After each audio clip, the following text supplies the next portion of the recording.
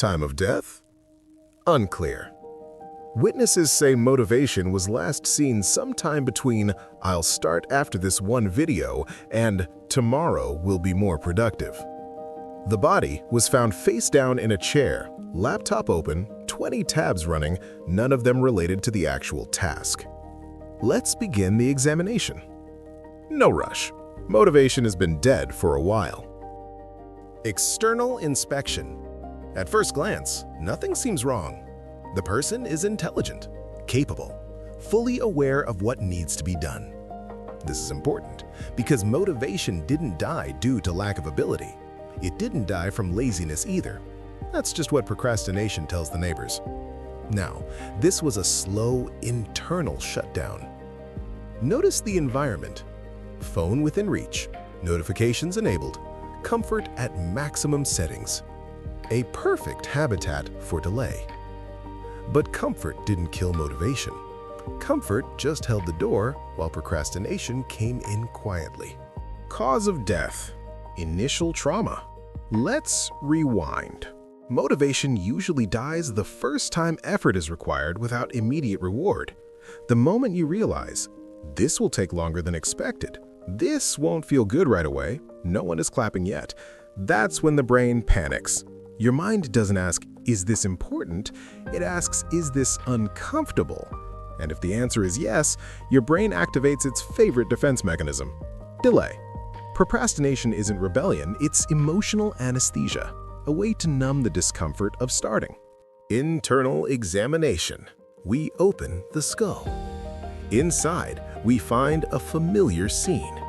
The prefrontal cortex, the part responsible for planning, is exhausted. The emotional brain has taken control and voted unanimously for later.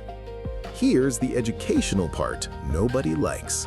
Motivation is not a personality trait, it's a chemical state.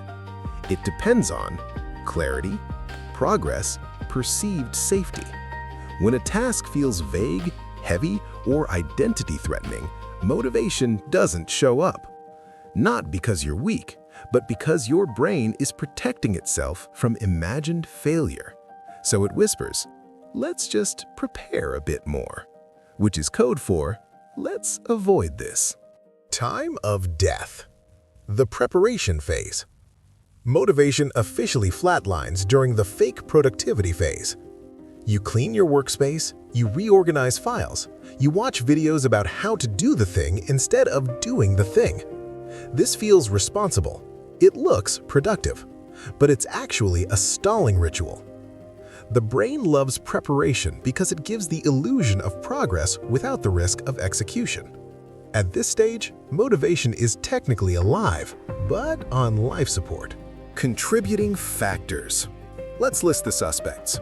Perfectionism, fear of judgment, too many options, too little structure. But the biggest accomplice, future you. Future you is confident. Future you is rested. Future you has discipline. Current you just needs a break. So motivation is postponed until it eventually expires from neglect. Final diagnosis. Motivation did not die suddenly. It died of exposure. Exposure to endless choices, unrealistic expectations, constant comparison, zero clear starting point. And here's the twist. Procrastination didn't kill motivation. Procrastination replaced it. It stepped in and said, "I'll handle this," and then did absolutely nothing. Cause of death, official statement. Motivation died because it was asked to appear before action.